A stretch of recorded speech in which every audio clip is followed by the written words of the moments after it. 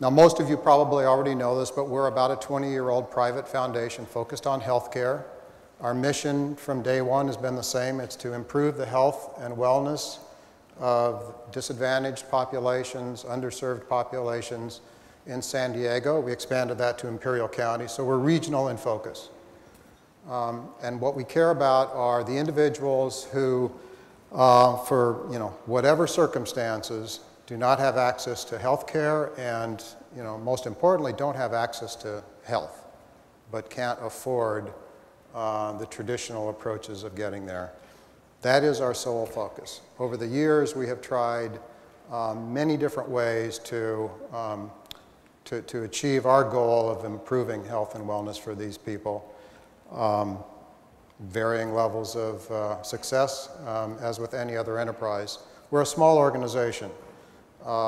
Today, we have about $60 million in assets. We do not take charitable contributions, so we live off the coupons that we can clip from earnings on that course, which means that we can spend about $3 million per year on a sustainable basis in support of our mission. And so that means that we have grants and we have our expenses. And we try to use our money as best we can to leverage it, because it's a small amount of money given the need. So we want to leverage it as best we can through community organizations and in collaboration with other funders to achieve our goals. 20 years ago, we were in a society and a community that had a lot of optimism. You think about the political situation back then, think about the economic situation, the place of the United States in the world. It was a very different world than we are now.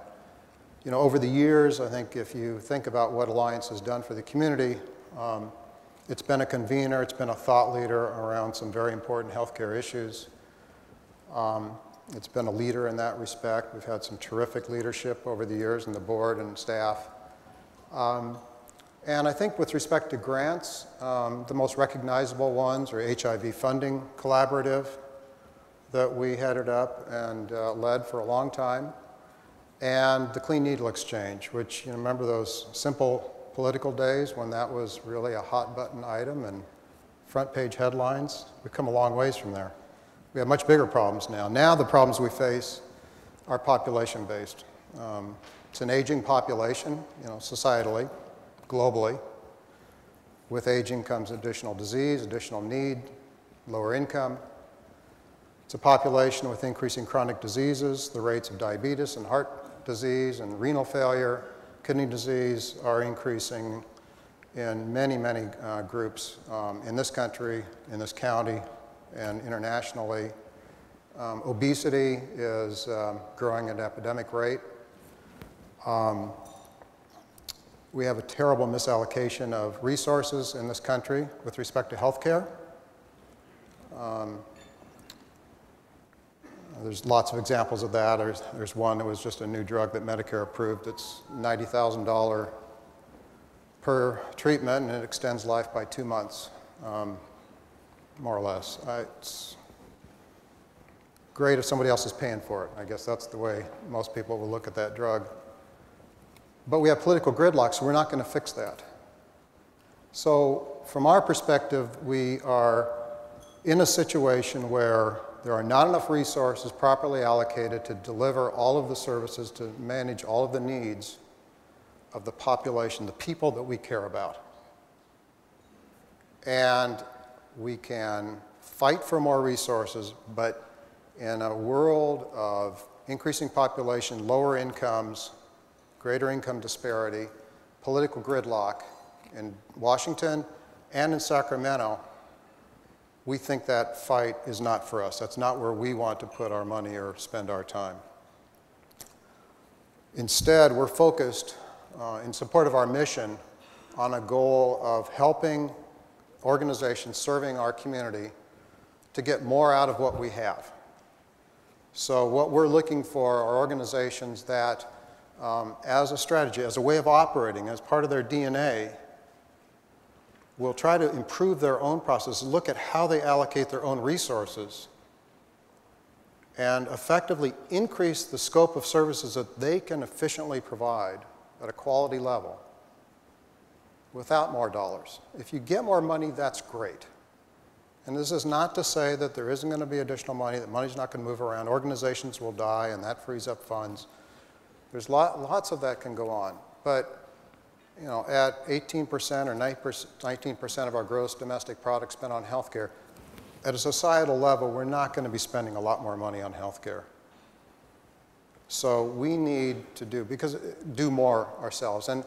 And we can feel bad about it, we can get angry about it, and I'm sure we all do, but the people we serve, that doesn't do them any good. They just need help. They need care, they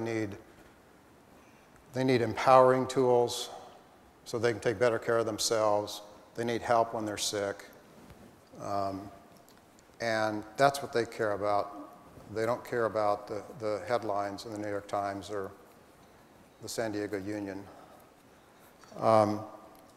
So I think our job, all of our job, is to just serve them better, the best of our possibilities, stretch ourselves.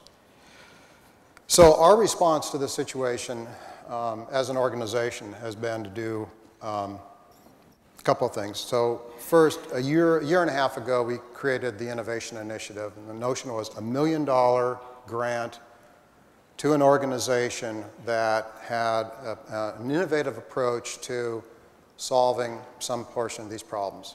And we were looking for approaches that would work, that had promise of sustainability, that were scalable, application process, of course, driven.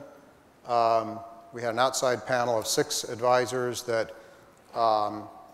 were deeply involved in helping us to select what ended up being 2 grantees, and you'll hear from them later today near the end of our session. So that's how we started. And then over the course of sort of the last 6 months of last year, the board went through a whole process of looking at our own organization and what we'd done, our history, in light of this, you know, inadequate resource to solve the problems issue that is front and center for us. And what we decided to do is change how we operate. So basically, we're lowering our own costs of operating, and that frees up about $750,000 per year on a sustainable basis for grants. And consistent with that, we had to simplify our process, because an application-driven grant program where you know, we would take in a couple hundred applications a year, that's a very labor-intensive program. You have the front-end costs with all the applications and the back and forth with grantees. And then you have the back-end costs. Once you get through the process, multiple committee hearing meetings inside our organization, decision, a contract enforcement, and most of these grants go on over 3 years, 2 to 3 years. So, you know, that takes a lot of time. So we decided we would get away from that and get to a situation where really, which really recognizes reality. We have to trust the community. We have to trust the organizations in this community to do a good job. And so in light of that, we've moved and created this mission support grant program. And the first 17 grantees were announced this morning in a press release. They're all, I think, here. This is a application-free process. You have to register when we invite you. And we had a struggle. We decided as a board, you know, we wanted to do this, but how do we get started? And it was, you know, that became a real challenge, because we have 9 board members that are all extremely dedicated to the community, and they're extremely focused as individuals on doing the best thing. And we all worry about the white space. You know, when we write a check to this organization, how do we know that's the best use for the money? So we had a real concern, and we decided we just have to kick it off. So we, you know, looked at a couple of hundred grantees that had received funds. We opened it up internally. Anybody had an idea? Let's put it on the table. And we went through a process and boiled it down to 17. And these grants come, you know, with, there's no contract. in the sense of you committing to accomplish a certain task and report back on that. That's the traditional process. There's really one obligation, and that is for these organizations that they participate in the Alliance Healthcare Foundation Community Forum. This is an online forum that we'll be kicking off in the next few days.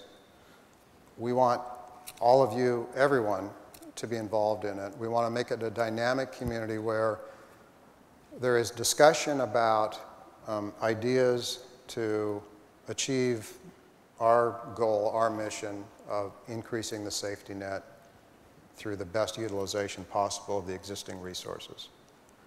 And we think that that comes out of collaboration, out of partnering, out of people sharing ideas, out of friendly criticism, out of competition. You know, that's okay. Competition is good, even you know, for all of us in our charitable lives. So the Innovation Initiative, the Mission Support Grant Program, both about $1 million. Those are our major funding activities as we envision them. So the application, a lot of people have asked, how do you apply for a mission support grant? So in the future, it's easy. Get involved in the community forum. Tell the community, not just us, the community about what you're doing. Tell them about why you are working internally, why it's part of your, you know, your organizational DNA to constantly improve what you're doing. Make the best use of your resources, because that's what it comes down to. So, you know, innovation is one of those really loose words, and what does it mean? So I thought I'd make a couple of comments about it. You know, last year when we announced the Innovation Initiative, and $1 million, you know, gets people's attention. That's why we did $1 million. And we could, and we wanted to get the attention. And there was a lot of questions, I'm sure from many of you, about what are they looking for? And all those questions came back to us at the board, and we said, well, we're not sure, but we'll know it when we see it. I mean, that's sort of a trite joke, and it's not quite true. But the truth, I guess, is that innovation, to me, I think to us, is solving a problem. It's an innovative solution to a problem. And that's, at its core, I think that's what you think about. What's the problem we're going to solve? And then how can we best utilize resources to do so? So, again, last year, there was a lot of concern that it had to be something that had never been seen before in the world, or that it had to be a new piece of technology. I mean, here San Diego is one of the most creative, innovative communities with respect to the life sciences technology, telecommunications technology, in the world. So we live in this. It's in the headlines. It drives jobs and value. But innovation, from our perspective, isn't about the technology. Often innovation, an innovative solution to a problem, will leverage technology. And healthcare usually being a little behind, often it'll leverage technology that is standard stuff in other industries.